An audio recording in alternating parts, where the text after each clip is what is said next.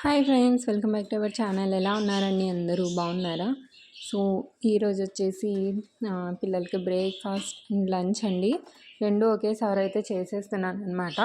So daily ఇదొక tension అనమాట. పిల్లలకి ఏం చేయాలి లంచ్లో అండ్ బ్రేక్ఫాస్ట్లో అస్సలు అర్థం కాదు. సో ఇలా సింపుల్గా చేసేయండి, ఓకేనా? చాలా టేస్టీగా ఉంటుంది అండ్ పిల్లలు కూడా చాలా ఇష్టంగా తినేస్తారు. సో ఇక్కడ నేను అన్నీ రెడీగా పెట్టేసుకున్నాను. రైస్ని ఒక 2 గ్లాస్ రైస్ని నేను శుభ్రంగా 2 టైమ్స్ వాష్ చేసి సోక్ చేసి అయితే పెట్టేసుకున్నాను అనమాట. ఇంకా మార్నింగ్ టైం కదండి, నాకైతే కంపల్సరీగా టీ కావాలి ముందుగా, లేదంటే హెడేక్ వచ్చేస్తుంది. సో అలాగే ఇక్కడ టీ కూడా ప్రిపేర్ చేసేసుకుంటున్నాను అనమాట. అలాగే అండ్ ఇక్కడ గిన్నెలో చూస్తున్నారు కదా, కొత్తిమీర, పుదీనా, అలాగే మెంతం కూర వాటర్లో వేసి పెట్టేశాను. అలాగే ఇంకా ఆనియన్స్, ఒక 2 ఆనియన్స్, ఒక 3-4 పచ్చిమిర్చి, ఒక 2 టమాటాలు కూడా కట్ చేసుకొని పెట్టేసుకున్నాను అనమాట.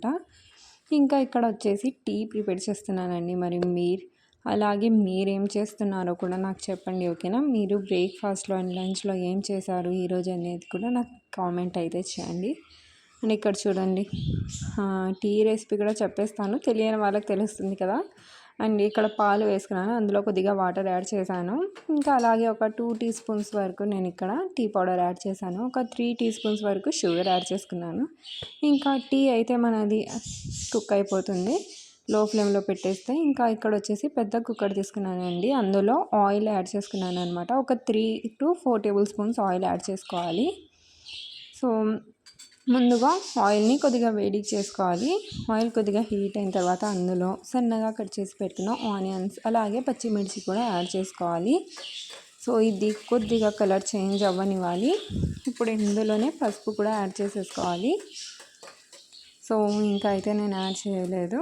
సో ఇక్కడ చూస్తున్నారు కదా, ఆనియన్స్ కూడా ట్రాన్స్పరెంట్గా అవుతున్నాయి కదా. సో ఆనియన్స్ని బాగా ఫ్రై చేసుకోవాలండి. ఇప్పుడు ఇందులో ఒక 1/2 టీ స్పూన్ వరకు పసుపు కూడా యాడ్ చేసుకోవాలి. అండ్ మొబైల్ ఎందుకు ఇంత దూరంగా పెట్టి నేను వీడియో షూట్ చేస్తున్నానంటే, మొబైల్ చాలా హీట్ అయిపోతుందండి. ఇంకా ఎక్కడ వీడియోస్లో చూసినా మొబైల్ బ్లాస్ట్ అవుతుంది అన్న వస్తున్నాయి కదా వీడియోస్. సో అందుకని భయపడి నేనైతే దూరంగా పెట్టాను అనమాట. సో ఇక్కడ చూస్తున్నాను కదా, మధ్యలో నేనైతే జూమ్ అవుట్ చేసి కూడా చూపిస్తున్నాను మీకు, ఓకేనా? జూమ్ చేసి చూపిస్తున్నాను. సో ఇలా కొద్దిగా ఆనియన్స్ ఫ్రై అయిన తర్వాత ఒక 2 టీ స్పూన్స్ వేసుకుంటే సరిపోతుందండి. ఒక 2 టీ స్పూన్స్ వరకు అల్లం వెల్లుల్లి పేస్ట్, అలాగే శుభ్రంగా మనం పెట్టుకున్న కరివేపాకు, కొత్తిమీర, పుదీనా, మెంతం కూర, ఈ 4 కూడా వేసేసుకోవాలి అల్లం వెల్లుల్లి పేస్ట్తో పాటు. ఇప్పుడు వీటిని ఫ్రై చేసుకోవాలన్నమాట. ఒక 2 మినిట్స్ వరకు ఫ్రై చేసుకోవాలి. సో అల్లం వెల్లుల్లి పేస్ట్ పచ్చివాసన కూడా పోవాలి, అలాగే పచ్చిదనం కూడా పోవాలన్నమాట మనం వేసిన గ్రీన్ లీవ్స్కి. సో ఒక 2 మినిట్స్ ఫ్రై చేసుకుంటే సరిపోతుంది. ఓకే అండి, సో చూస్తున్నారు కదా, బాగా ఫ్రై అయిపోయిందనమాట.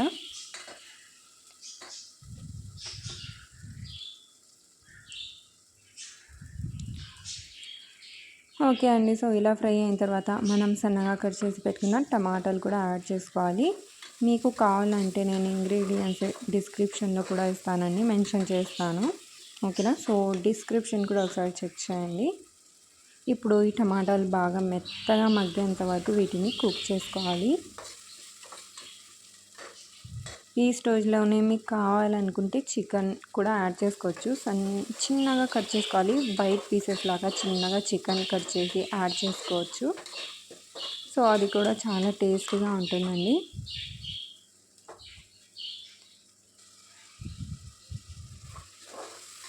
ఓకే అండి, సో ఇక్కడ చూస్తున్నారు కదా, టమాటాలు అయితే కొద్దిగా టైం పడతాయన్నమాట సాఫ్ట్గా అవ్వడానికి. సో ఇలా కొద్దిగా మ్యాష్ చేసుకోవాలి, ఎందుకంటే పిల్లలు తీసి పడేస్తారండి, అస్సలు తినారనమాట. ఇందులో వేసినవన్నీ తీసి పక్కన పడేస్తారు, జస్ట్ ఓన్లీ రైస్ మాత్రమే తింటారు. ఇందులో ఉన్న గ్రీన్ లీవ్స్ అంట, పుదీనా, కొత్తిమీర అన్నీ ఏరి పారేస్తారు. ఇంకా టమాటాలు అన్నది మొత్తం ఇలా మ్యాష్ అయితే చేసేస్తాను. ఓకే అండి, సో అన్నీ ఇలా మ్యాష్ చేసిన తర్వాత ఇప్పుడు ఇందులో వాటర్ యాడ్ చేసుకోవాలి. సో నేను ఏ గ్లాస్తో అయితే రైస్ తీసుకున్నానో అదే గ్లాస్తో ఇక్కడ 4 గ్లాస్ వాటర్ యాడ్ చేస్తున్నాను అనమాట. సో 2 గ్లాస్ రైస్ తీసుకున్నానని చెప్పాను కదా, కాబట్టి 4 గ్లాస్ వాటర్ అయితే యాడ్ చేసుకోవాలి. అండ్ 4 గ్లాస్ కన్నా కొద్దిగా తక్కువ చేసుకోవాలన్నమాట. సారీ అండి, 2 గ్లాస్ రైస్కి 4 గ్లాస్ కన్నా ఒక పావు గ్లాస్ తక్కువ వాటర్ తీసుకోవాలి. ఇప్పుడు ఇందులోనే టేస్ట్కి సరిపడినంత ఉప్పు కూడా యాడ్ చేసుకోవాలి. ఒకసారి బాగా మిక్స్ చేసుకోవాలి దీన్ని. ఇప్పుడు ఒక ప్లేట్ పెట్టేసి ఇదే తొందరగా బాయిల్ వచ్చేస్తుంది.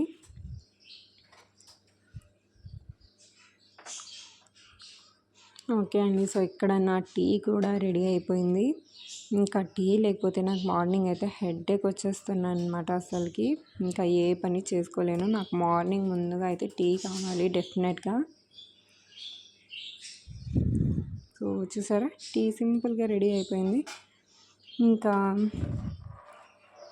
సో తీసి చూసానండి బాయిల్ వచ్చిందా లేదా అని. సో ఇంకా అంత బాయిలింగ్ అయితే రాలేదు. సో ఒకసారి మిక్స్ చేసి మళ్ళీ లిడ్ అయితే పెట్టేశాను. ఇంకా ఇక్కడ వచ్చేసి ఎగ్ కర్రీకి నేను ఎగ్స్ అయితే బాయిల్ చేసుకుంటున్నానండి. సో మీరు రైస్ ప్రిపేర్ చేసే కన్నా ముందే ఎగ్స్ అయితే పెట్టేసుకోండి, ఓకేనా. సో నేను కొద్దిగా లేట్ అయిపోయింది అనమాట, మర్చిపోయాను. ఇంకా అందుకని ఈ స్టేజ్లో అయితే ఎగ్స్ బాయిల్ అవ్వడానికి పెట్టేశాను. ఇప్పుడు ఇందులో ఉప్పు వేసుకోవాలండి. సాల్ట్ వేసుకుంటే పగిలి ఎగ్స్ బయట రాకుండా ఉంటాయన్నమాట. సో అంత లోపల ఇక్కడ మన వాటర్ కూడా బాయిల్ అయిపోతుంది కదా. ఇప్పుడు ఇందులో మనం రైస్ యాడ్ చేసుకోవాలి.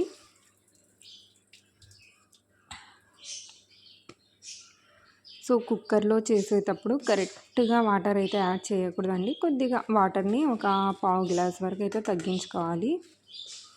సో ఇక్కడ నేను సోక్ చేసి పెట్టుకున్న రైస్ అయితే యాడ్ చేస్తున్నాను. మీరు కావాలంటే బాస్మతి రైస్ కూడా తీసుకోవచ్చు. ఇక్కడ నేను వచ్చేసి నార్మల్ రైస్ యూజ్ చేస్తున్నాను. మీరు కావాలనుకుంటే బాస్మతి రైస్ కూడా తీసుకోవచ్చండి, అది ఎవరిష్టం వాళ్ళది. సో నేను ఎప్పుడు చేసినా నార్మల్ రైస్తోనే ఎక్కువ చేస్తానన్నమాట. బిర్యానీ అయినా, కిచిడి అయినా, పులావ్ అయినా ఏం చేసినా కానీ నార్మల్ రైస్తోనే ఎక్కువ చేస్తాను. ఓకే అండి, ఇలా రైస్ వేసేసి బాగా మిక్స్ చేసుకోవాలి. మిక్స్ చేసుకున్న తర్వాత ఇంకా లిడ్ పెట్టేయడమే. ఇంకా మా రైస్ అయితే రెడీ అయిపోతుంది. ఒక 2 విజిల్స్ వచ్చే వరకు పెట్టేసుకుంటే సరిపోతుందండి.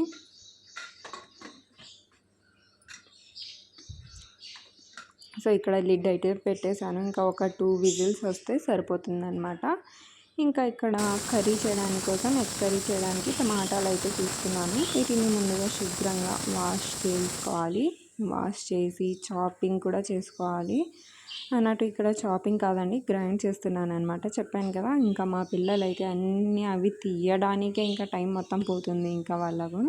కాబట్టి ఇక్కడ నేను చాప్ చేయడానికన్నా కానీ ఎక్కువగా గ్రైండ్ చేసే కర్రీ చేసేస్తాను. అప్పుడైతే ఇంకా ఏం తీసేది ఉండదు, పిల్లలకి చాలా ఈజీగా తినేస్తారు. అండ్ టైం కూడా పిల్లలకి ఎక్కువగా పట్టదు. లేదంటే ఇంకా టమాటాల పొట్టులు అది తీస్తూ ఉంటారు. ఓకే అండి, సో కర్రీ కోసం అయితే నేను టమాటాలన్నిటిని గ్రైండ్ చేసుకున్నాను. ఇంకా కడాయి పెట్టేసుకొని అందులో ఒక 2 to 3 టేబుల్ స్పూన్స్ వరకు అయితే ఆయిల్ యాడ్ చేసుకోవాలి. ఇంకా ఇక్కడ చూడండి, కొద్దిగా ఒక 2 యాలకులు, అలాగే కొద్దిగా దాల్చిన చెక్క యాడ్ చేసుకుంటున్నాను. మీరు ఇంకా కావాలంటే హోల్ స్పైసెస్ ఏమైనా యాడ్ చేసుకోవచ్చు, అది మీ ఇష్టం అన్నమాట. ఇంకా ఇందులోనే సన్నగా కట్ చేసి పెట్టుకున్న ఆనియన్స్ కూడా యాడ్ చేసుకున్నాను. ఓకే అండి, సో ఆనియన్స్ కొద్దిగా కలర్ చేంజ్ అయ్యేంత వరకు ఫ్రై చేసుకోవాలి వీటిని.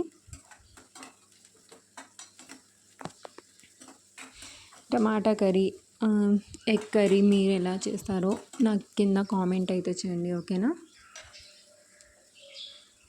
అండ్ రెసిపీ యూస్ఫుల్ అనిపిస్తే డెఫినెట్గా లైక్ చేయండి. ఇప్పుడు ఇందులోనే ఒక 1/2 టీ స్పూన్ వరకు పసుపు కూడా యాడ్ చేసుకోవాలి. యాడ్ చేసుకొని ఇప్పుడు మన ఆనియన్స్ ఉన్నాయి కదా, అవి కలర్ చేంజ్ అయ్యేంత వరకు బాగా ఫ్రై చేయాలి. ఇంకా ఇక్కడ మా బర్డ్స్ సౌండ్ వస్తుంది కదండి, ఒకటే అరుస్తున్నాయి అనమాట మార్నింగ్ నుంచి. ఇంకా వాటిని బయట పెట్టాను, అయినా కానీ ఒకటే ఆడుకుంటున్నాయి, అరుస్తున్నాయి అవైతే. ఇంకా ఓకే అండి. సో, ఇక్కడొచ్చేసి ఈ రెసిపీలో అల్లం వెల్లుల్లి పేస్ట్ అయితే యాడ్ చేశాను. అలాగే మెంతం కూర, ఓన్లీ మెంతం కూర అదొక్కటి శుభ్రంగా వాష్ చేసి అది కూడా యాడ్ చేశాను. ఇంకా వీటిని ఒక 2-3 మినిట్స్ వరకు బాగా ఫ్రై చేసుకోవాలి. సో, ఇలా ఫ్రై చేసుకుంటే ఫ్లేవర్ చాలా బాగుంటుందండి.